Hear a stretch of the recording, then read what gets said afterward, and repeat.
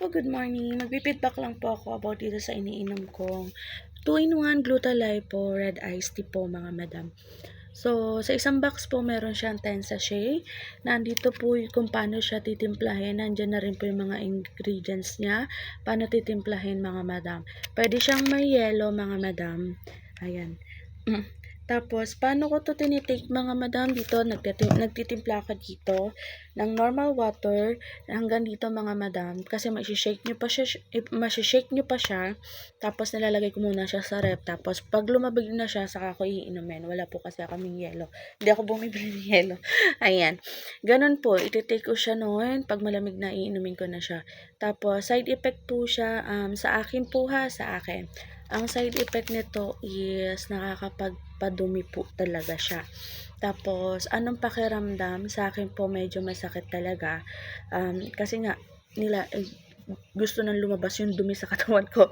Ayan, medyo masakit yung nararamdaman ko dito sa Gluta-Lipo na to.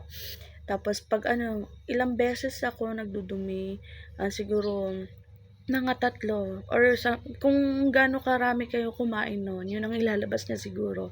Basta ang side effect, nakakapagdumi po ito, kaya dapat pag iti-take nyo to, bandang hapon or kung dapat hindi kayo aalis ng bahay. Ayan, kasi nga talagang to mga makakapagdumi ito, baka abutin pa kayo sa daan. Ayan. Tapos, anong lasa? Hindi siya matamis, normal lang siya sa akin. Masarap ba? Okay lang para sa akin. Yung iba nasasarapan sobra. Sa akin, okay lang. Kinaganda nga talaga sa kanya, hindi siya matamis. Sa mga ayaw na matatamis. Ayan. Hindi siya matamis, normal ang lasa.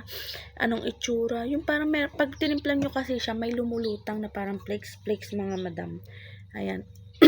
Ayun siya, ganun. Meron siya. Yung amoy niya, okay lang.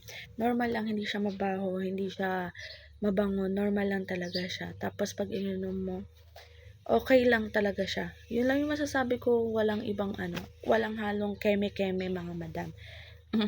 Tapos, dapat bibili kayo yung legit na seller mga madam ha. Legit na seller. Ano kayo sa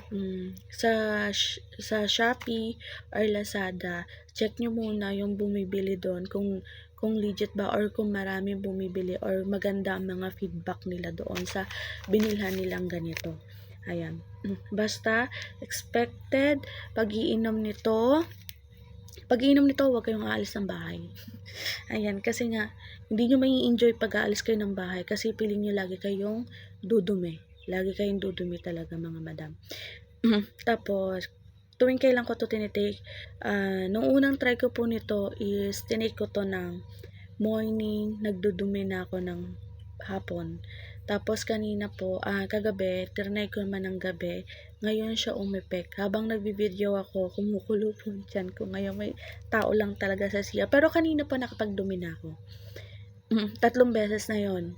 Ngayon, medyo kumukulo-kulo pa yung tiyan ko. Dinosaur ata kinain ko. Charot. Ayan, ganon. Kung gusto niyo itry nito, lang kayo, search lang kayo, ha? Thank you po.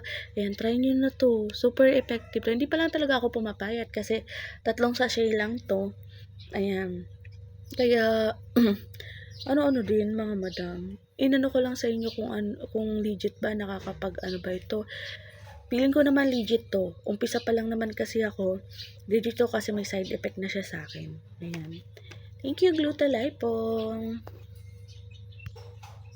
Tagal O yung mapindot.